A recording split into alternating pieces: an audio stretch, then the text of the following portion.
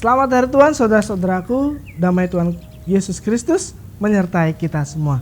Hari ini saya sangat bersyukur bisa merasakan udara yang begitu segar di pagi hari yang hangat ini. Inilah hari Tuhan yang patut disyukuri. Dan hari ini kita tambah bersyukur lagi karena mendengar sabda Allah dari Injil Yohanes bab 3 ayat 14 sampai 21. Di sana diceritakan ada seseorang bernama Nikodemus yang datang kepada Tuhan Yesus. Dan Tuhan Yesus berkata kepada Nikodemus, "Sama seperti Musa meninggikan ular di padang gurun, demikian juga Anak Manusia harus ditinggikan, supaya setiap orang yang percaya kepadanya beroleh hidup yang kekal." Ini satu kalimat Tuhan yang sangat-sangat luar biasa, memberikan kita harapan yang besar akan keselamatan dalam Tuhan Yesus. Nah, ketika orang-orang yang terpagut ular berbisa itu melihat patung ular tedung itu, mereka akan sembuh. Prefigurasi yang terjadi pada peristiwa di padang gurun tadi digenapi dalam peristiwa penyaliban Kristus, di mana Kristus, sang anak domba, disalibkan untuk menebus dosa manusia. Pagutan ular suatu gambaran akan pagutan dosa yang mematikan. Tetapi di sini Tuhan Yesus datang untuk menyelamatkan anak-anaknya. Di sini dikatakan, barang siapa percaya kepadanya, ia tidak akan dihukum. Tetapi barang siapa tidak percaya, ia telah berada di bawah hukuman. Sebab ia tidak percaya dalam nama Anak Tunggal Allah. Di sini sudah jelas bagi kita semua.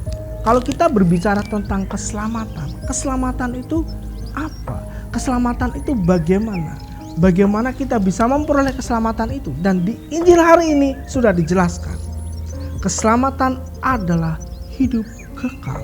Dan itu hanya bisa diperoleh, didapatkan dalam Tuhan Yesus Kristus. Karena apa? Karena dialah sang Allah, sang keselamatan itu sendiri. Dia sudah datang menjadi manusia, memberikan hidupnya untuk menyelamatkan manusia dari dosa-dosanya, sehingga manusia beroleh hidup kekal.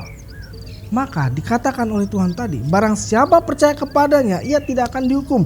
Tetapi barang siapa tidak percaya, ia telah berada di bawah hukuman. Apakah Tuhan menghukum? Tidak.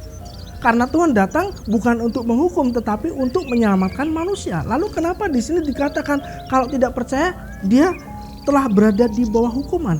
Tentu saja karena mereka yang tidak percaya, mereka tidak mau diselamatkan. Contohnya begini, saya memberikan kepada Anda sebuah kunci.